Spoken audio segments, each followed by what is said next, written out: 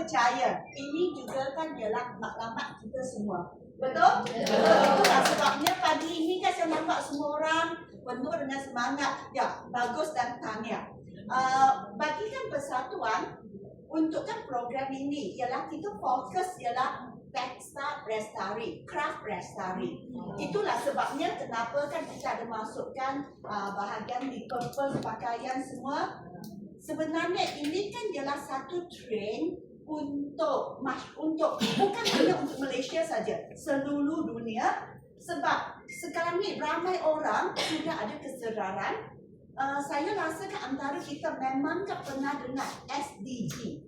Ialah kan satu perjanjian seluruh dunia untuk kan nak pergi capaikan dunia kita jadikan lebih bahagia, lebih lestari. Ya, so, mau kan capaikan SDG. So untuk kan banyak syarikat dia perlu mau terutama sekali kan ya syarikat-syarikat yang listed company, mereka setiap tahun perlu mau bagi report dia. So report mereka ialah antara satu ialah apa sumbangan mereka untuk bagi alam sekitar, untuk bagikan komuniti, untuk bagi masyarakat. Itu ialah antara kan apa yang mereka perlu mau buat. So kenapa saya beritahu untuk kita yang menceburi diri dalam kan bidang craft lestari, itu ialah satu peluang. Sebab banyak corporate mereka kan sekarang ni dia perlu mau buat apa-apa kan pembelian untuk craft mereka. Sekiranya dia boleh kan beli produk itu dengan komuniti tempatan dia dan ada kan elemen lestari, dia recycle, dia akan tambah lagi industri. Faham? So untuk bagi saya sangat-sangat harap untuk semua kan bukan senang. Sebenarnya semua orang pun bukan senang. Bagikan pihak YEN, bagi pihak persatuan, kami mau pergi dapatkan dana untuk buat program ni sebenarnya bukan senang. Bukan senang. Ya. So bagi PPB pun sama. Sebab kan duit ialah mereka yang taja. So duit bukan senang mendapatkan. Betul? Ya, so bagi penaja pun bukan senang. Dan bagi kita semua pun bukan senang. Saya percaya antara kita mungkin terutama sekali kalau ada anak kecil yang awal-awal pagi mau uruskan anak, mau uruskan segala. Ya, mungkin ada yang perjalanan mau kan setengah jam, 1 jam. Tapi demi mau belajar, kita sanggup. So ini kan ialah satu kekuatan untuk diri kita. Oleh itu masa belajar dia masa.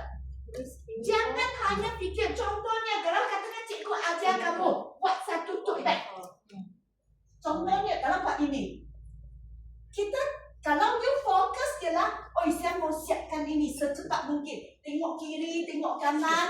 Wah, mereka sudah hampir siap sudah. Dan sendiri pun kadang-kadang nak siapkan. Kalau dalam keadaan kan begini, you tak boleh dapat belajar dengan betulnya. Jangan pedulikan kawan lambat ke cepat. You fokus apa yang you mau buat saja. So you boleh belajar dengan tenang. Itu satu.